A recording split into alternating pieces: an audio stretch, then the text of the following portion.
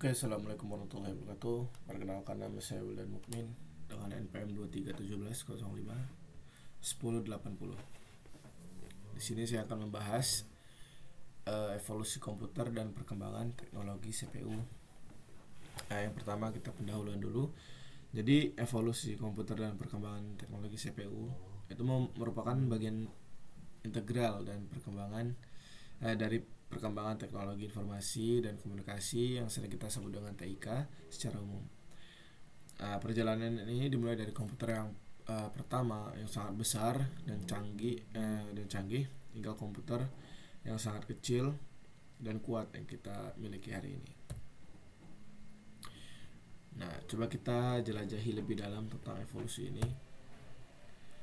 Jadi evolusi komputer yang pertama itu ada di tahun 1940-an sampai pertengahan 1950-an, yaitu komputer generasi pertama. Nah, di sini yang kita tahu didominasi oleh komputer-komputer besar seperti ENIAC dan UNIVAC.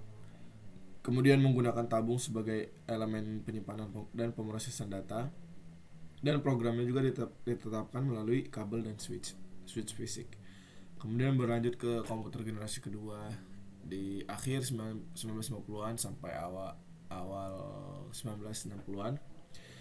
Nah, di sini penggunaan transistor yang lebih efisien daripada sebelumnya, menggantikan tabung vakum dan memungkinkan ukuran komputer yang lebih kecil dan lebih andal dan lebih murah. Seperti kita tahu di generasi pertama itu tabung besar ya, dan dikembangkan lagi di generasi kedua. Kemudian berlanjut lagi ke generasi ketiga di akhir 1960-an sampai awal 1970-an. Nah, di sini penggunaan sirkuit terpadu atau IC memungkinkan integrasi ribuan transistor dalam sebuah chip. Nah, kemudian komputer miniatur yang menjadi mungkin, terutama dengan munculnya mainframe dan superkomputer. Yang keempat, komputer generasi keempat di akhir 1970-an sampai 1980-an. Nah, di sini muncul mikroprosesor yang membawa komputer ke meja individu, atau maksudnya seperti PC yang udah lebih kecil, yang udah bisa ditaruh di meja dibandingkan dengan komputer sebelumnya yang itu besar-besar. Nah, di sini juga muncul komputer pribadi atau PC pertama muncul, seperti Altair 8800 dan Apple II. Nah, kemudian berlanjut lagi ke komputer generasi kelima di awal 1980-an sampai tahun 2000-an. Di sini perkembangan besar dalam hal grafis, jaringan dan UI atau antarmuka pengguna. Kemudian komputer menjadi lebih terjangkau dan umum di rumah dan di kantor. Seperti kita tahu ya, tahun 2000-an itu sudah banyak orang yang menggunakan komputer sebagai pembantu pekerjaan mereka. Kemudian berlanjut ke komputer generasi ke-6 hingga dari 2000-an sampai sekarang.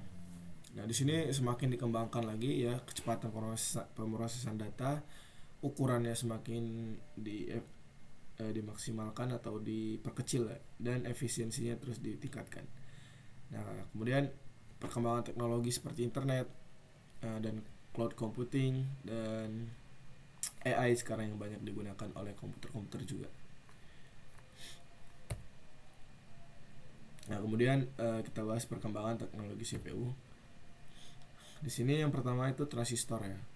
Penggunaan transistor dalam CPU membawa perubahan besar dalam hal ukuran, keandalan dan efisiensi. Pada awalnya transistor digunakan secara individual, kemudian dikombinasikan menjadi sirkuit terpadu. Kemudian beralih ke mikroprosesor. Pertemuan mikroprosesor ini oleh Intel dengan membawa serangkaian 4004 dan 8008 dan 8080. Ini membawa komputer ke level lebih pribadi atau PC lah ya.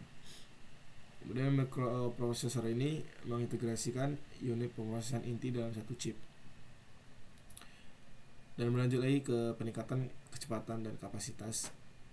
Di sini disebutkan itu hukum Moore yang menyatakan bahwa jumlah transistor dalam suatu sirkuit terpadu akan menggandakan setiap 18 sampai 12 bulan dan mendorong perkembangan kecepatan CPU dan kapasitas memori. Kemudian peningkatan arsitektur CPU-nya. Peningkatan arsitektur seperti peopling dan super peopling dan paralelisme instruksi meningkatkan kinerja CPU. Dan berlanjut lagi ke selanjutnya 5, multicore dan parallel processing. Dengan meningkatnya kompleksitas tugas komputasi, CPU dengan beberapa inti atau multicore menjadi umum. Teknologi ini juga memungkinkan CPU untuk menyelesaikan beberapa tugas secara bersamaan, terus meningkatkan kinerja secara signifikan. Kemudian pemrosesan grafis atau GPU-nya.